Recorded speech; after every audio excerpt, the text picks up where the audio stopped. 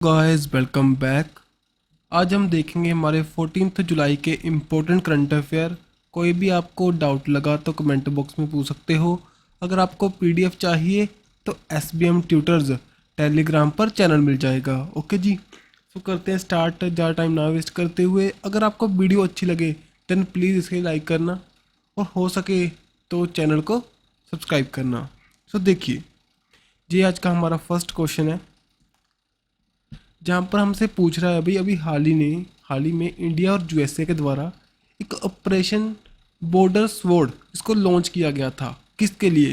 Human trafficking को रोकने के लिए, टेररिज्म के लिए, ड्रग्स के लिए और आर्म ट्रेड को रोकने के लिए। सो राइट आंसर है हमारा यहाँ पर क्या है? ड्रग्स को कंट्रोल करने के लिए ये ऑपरेशन लॉन्च हुआ by the India and USA के द्वारा। सो जो भी शिपमेंट होती है इलीगल, जो हमारे जो फार्मास्यूटिकल ड्रग्स हैं जो ट्रांसपोर्ट होते हैं, उनको यहाँ पर कंट्रोल करेंगे through the international mail system के जरिए। ओके, उनको प्रॉपरली वहाँ पर डॉक करेगी जब शिप, उसके पहले वहाँ पर क्या करेंगे, प्रॉपरली सर्च करेंगे। ठीक है, सो ये कंडक्ट हुआ था इन दी जून मंथ 2023 में। इंपॉर्टेंट है, अभी डायरेक्टली पूछेंगे। बोर्ड जो हमारा ऑपरेशन बॉर्डर बोर्ड किसके द्वारा लॉन्च हुआ? इंडिया और यूएसए के द्वारा। किसके लिए? ड्रग की कंट्रोल के लिए। नेक्स्ट, अब कुछ और ऑपरेशन पहले न्यूज़ में थे। देखो, ऑपरेशन नार्कोस जो लॉन्च हुआ था किसके लिए? जो स्मगलिंग को रोकने के लिए हमारे नारकोटिक ड्रग्स की इन रेल्स में। सो यहाँ पर रेलवे प्रोटेक्शन फोर्स के द्वारा इसको लॉन्च किया गया था। देन ऑपरेशन मेक चक्रा जो कि हमारे सर्कुलेट होते हैं अभी चाइल्ड पोर्नोग्राफी कंटेंट है उसको रोकने के लिए सीबीआई के द्वारा इसको लॉन्च किया गया था। ऑपरेशन दोस्त, हमने जो हेल्प की थी टर्की एंड सीरिया की, ओके, उसको उनको वहाँ पर रेस्क्यू करने के लिए, वहाँ पर जो अर्थक्वेक आया था उसके बाद में। सो हमारे नेशनल डिजास्टर रिलीफ फोर्सेस के द्वारा इसको यहाँ पर लॉन्च किया गया था। देन ऑपरेशन कावेरी जे लॉन्च हुआ था हिंदी सूडान में। सो हमारे इंडियन को वहाँ से हमने एवैक्यूएट करने के लिए सो इंडियन आर्मी के द्वारा इसको लॉन्च किया गया था। Then operation Garuda, so mainly हमारे डिस्टर्ब करने को जो हमारा इंटरनेशनल लिंकेज है भाई, सो ड्रग्स की सप्लाई के लिए। सो ये लॉन्च हुआ था बाय द सीबीआई के द्वारा। ठीक है, सभी को ध्यान में रखियो, इंपॉर्टेंट है आपके लिए, यहाँ से क्वेश्चन बनने के चांस हैं। Next, where has the 34th international biology olympiad has organised. So अभी हाल ही में ऑर्गेनाइज हुआ था। बताओ कहाँ पर हुआ था? ये हुआ था इन दी यूएई में। सो यूनाइटेड अरब एमिरेट्स में हुआ। इंडिया ने फर्स्ट टाइम इसको जीत लिया, मीन्स कि हमारा इंडिया की जो टीम है वो टॉप पर रही। सो यहाँ पर देखो इंडिया ने टॉप किया इस टैली को फर्स्ट टाइम। ओके, और यहाँ पर बहुत से स्टूडेंट ने पार्टिसिपेट किया था, उनमें से इंडिया के भी है थे। ओके, सो नेक्स्ट चलते हैं, एक सेकेंड। सो नेक्स्ट यहाँ पर देखिए, वर्ल्ड आर्चरी जू चैंपियनशिप कंडक्ट हुई थी। यहाँ पर कुछ फैक्ट हैं इसके रिलेटेड। कहाँ पर कंडक्ट हुई थी? आयरलैंड में। इंडिया की यहाँ पर सेकंड पोजीशन है। इंडिया के यहाँ पर 6 गोल्ड, 1 सिल्वर एंड 4 ब्राउन जीते। और फर्स्ट पोजीशन पर जहाँ पर रहा था साउथ कोरिया। नेक्स्ट यहाँ पर प्रथा सोलंकी, इनका नेम इंपॉर्टेंट है अभी, फर्स्ट इंडियन प्लेयर हैं जो कि मैन कैटेगरी में गोल्ड को जीतने वाले इन दी रिकर्व कैटेगरी में। सो इनका ध्यान ध्यान में रखियो। महाराष्ट्र से बिलोंग करते हैं अभी प्रथा सोलंकी, जो कि फर्स्ट प्लेयर हैं, मैन की कैटेगरी में खेलते, मैंस के में खेलते हैं और गोल्ड जीतने वाले। देन प्रियांश एंड अबनीत, जो कि भाई हमारे पेयर में जूनियर मिक्स्ड में खेलते हैं, गोल्ड जीता इन्होंने। साथ ही में मानव जादव, साथ ही में ऐश्वर्या शर्मा, दोनों के द्वारा ब्राउन जीता गया। सो ओनली यहाँ से पूछ सकते हैं अभी कौन सी गेम से बिलोंग करते हैं जो हमारे प्लेयर है, उनका नेम पता होना चाहिए आपको, नेम, देन वो कौन सी गेम से बिलोंग करेंगे। Next, who has recently launch the world का फर्स्ट मिथेन पावर्ड रॉकेट, जिसका नेम क्या है? जुंगी 2। सो जो इसका नेम है उससे ही आपको पता चल रहा होगा, ये लॉन्च किया था अभी हाल ही में चाइना के द्वारा। ओके, सो अगर देखें आपसे ना हाइड्रोजन ट्रेन के बारे में मैक्सिमम पूछने के चांस है क्वेश्चन। ये तो हमारा रॉकेट है, चाइना ने इसको लॉन्च किया, जहाँ पर स्पेस एक्स भी डाल सकते हैं कमेंट जहाँ पर हमारे ऑप्शन में। सो ध्यान में रखियो, जो अगर पूछे फर्स्ट जो रियूजेबल रॉकेट को प्रॉपरली इम्प्लीमेंट करने वाली कौन सी थी, वो स्पेसएक्स थी। अब देखो ये सभी बातें रीड की, वहाँ पर चाइना की जो एक फिल्म है लैंड स्पेस के द्वारा इसको लॉन्च किया गया था। ओके जी, सो इसका नेम ध्यान में रखना। अगर ना यहाँ पर आपसे पूछ ले हाइड्रोजन ट्रेन फर्स्टली कौन सी कंट्री में लॉन्च हुई थी, फर्स्ट हाइड्रोजन ट्रेन कहाँ पर लॉन्च हुई थी, जर्मनी में। और एशिया में फर्स्टली कहाँ पर लॉन्च हुई थी, इन दी चाइना में। ओके, और और सबसे सेकंड नंबर पर वर्ल्ड में जो रोड नेटवर्क है वो चाइना के पास था पहले, अब इंडिया इसको बीट कर चुका है, इंडिया सेकंड नंबर पर आ चुका है। हमारे जो नितिन गडकरी के द्वारा एक जो एक रिपोर्ट में बताया गया था, ठीक है, वैसे ही बताया गया था वर्बली। ओके, नेक्स्ट यहाँ पर कुछ इंपॉर्टेंट डेज हैं। वर्ल्ड पेपर बैग डे 2023 का हमने सेलिब्रेट किया ऑन द 12 जुलाई को। तीनों डे हम 12 जुलाई को सेलिब्रेट करते हैं वर्ल्ड पेपर बैग को प्रमोट करने के लिए। देन नबार्ड इसी दिन फाउंड हुआ था इन दी 1982 में, जो हमारे रूरल बैंक्स हैं उनकी डेवलपमेंट के लिए काम करता है भाई। ओके, नेक्स्ट यहाँ पर देखो नबार्ड की फुल फॉर्म इंपॉर्टेंट है, national bank for the agriculture and the rural development. Then world Malala day, जो कि वुमेंस के राइट के लिए इन्होंने काम किया था, यंगेस्ट रिसिपेंट थे Nobel prize, Nobel peace prize के। और मदर टेरेसा अवार्ड भी जीत चुके हैं for the social justice in November 2012 में। देन उसके बाद में 2015 में इनका जो एक एस्ट्रोनॉट का नेम इनके नेम पर रखा गया था भाई। सो ठीक है, सो मेनली पाकिस्तान से बिलोंग करते हैं और ह्यूमन राइट एक एक्टिविस्ट हैं जो कि वुमेंस की स्टडी के लिए बोलते हैं। नेक्स्ट यहाँ पर what percentage of the GST has been fixed on the online gaming in the 50th meeting हुई थी जो GST काउंसिल की, हाल ही में जो GST काउंसिल की मीट हुई, वहाँ पर एक जो इम्पोर्टेंट रेटिंग बताई गई भी GST फिक्स किया गया जो हमारे ऑनलाइन गेम्स हैं उनके लिए कितना है भाई 28% यहाँ पर सिलेक्ट किया गया। इसको GST काउंसिल को चेयर किया गया था by the finance minister of India Nirmala Sitharaman के द्वारा। ओके, सो इम्पोर्टेंट है। अब कुछ फैक्ट देख लेते हैं जो हमारे जीएसटी के रिस्पेक्ट में।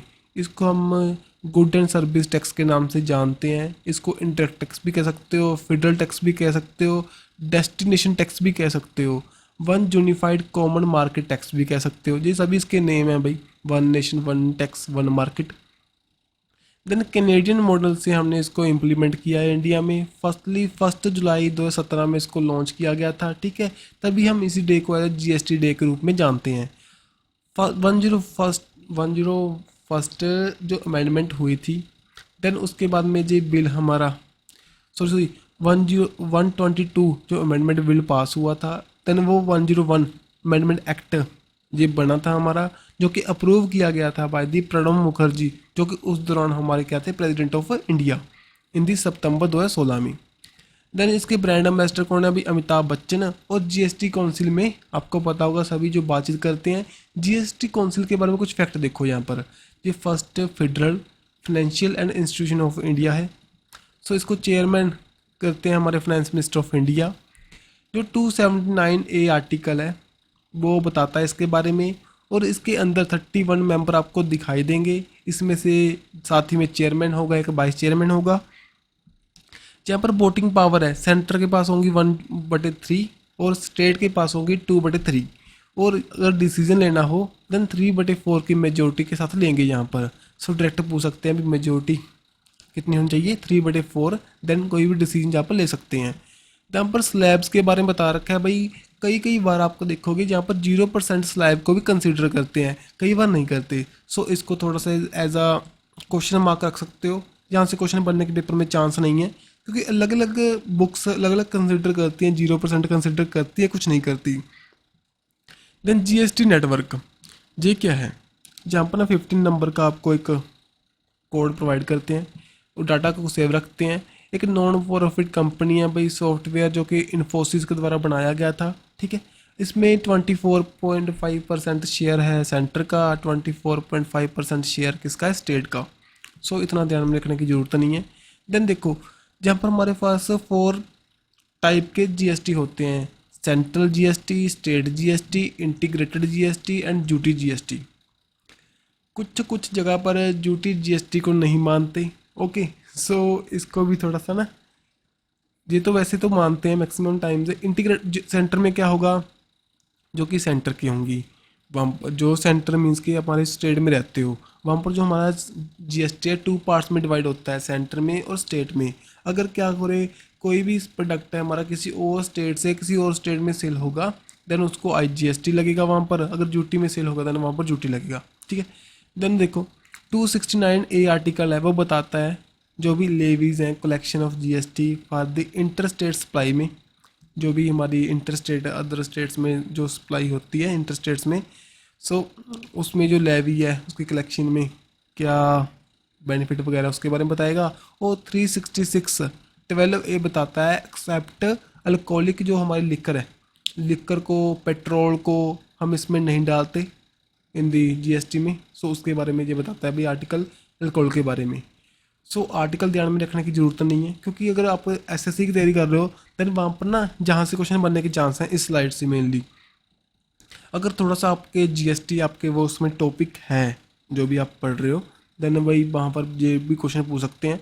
नेक्स्ट यहाँ पर देखो which is the Indian first PSU जो कि अचीव कर चुका है एंटी ब्रेवरी मैनेजमेंट सिस्टम को, एंटी मैनेजमेंट सिस्टम सर्टिफिकेट को। सो यहाँ पर जो हमारा oil and natural gas corporation है, सो इसको पा चुकी है भाई एंटी ब्रेवरी मैनेजमेंट सिस्टम को, ये इसका सर्टिफिकेट उनको मिल चुका है।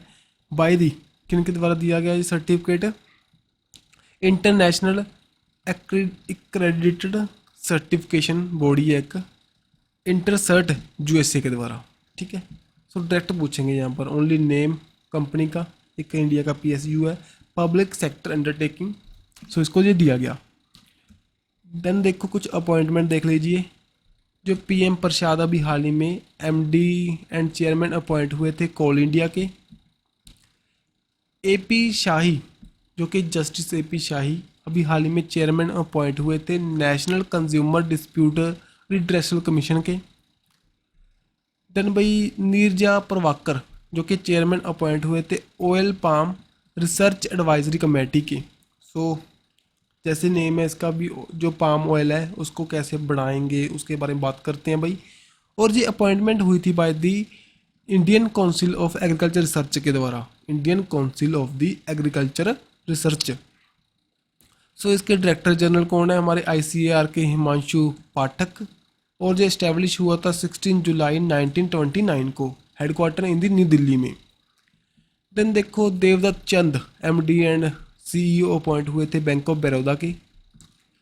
संजीव पुरी अभी हाल ही में चेयरमैन MD अपॉइंट हुए थे ITC, इंडियन तंबाकू कंपनी, इंडियन तंबाकू कंपनी ओनली तंबाकू की फील्ड में काम नहीं करती, आपकी जो अप्सरा जो नोटबुक्स होती हैं देन बहुत से और भी इसके प्रोडक्ट आते हैं।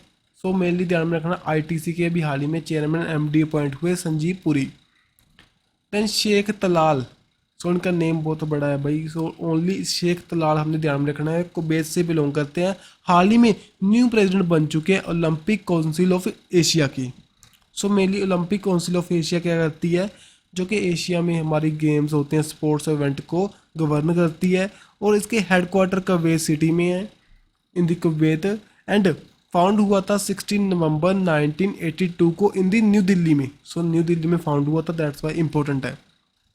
नेक्स्ट नेशनल ग्रीन ट्रिब्यूनल जो कि हमारा बनाया गया था, इसके अभी हाल ही में एक्टिंग चेयरपर्सन अपॉइंट हुए थे, उनका नेम बता दीजिए। सो उनका नेम है यहाँ पर जस्टिस शिव कुमार सिंह।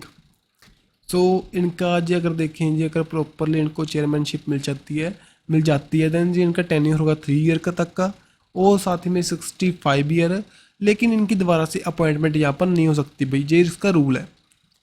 ये हमारी ऐसी बॉडी है, हमारी 3rd डेवलपिंग कंट्री है जिसके द्वारा इस बॉडी को बनाया गया था, after the Australia and New Zealand के द्वारा बनाया गया था पहले, उसके बाद में इंडिया के जो 3rd कंट्री बन चुकी है।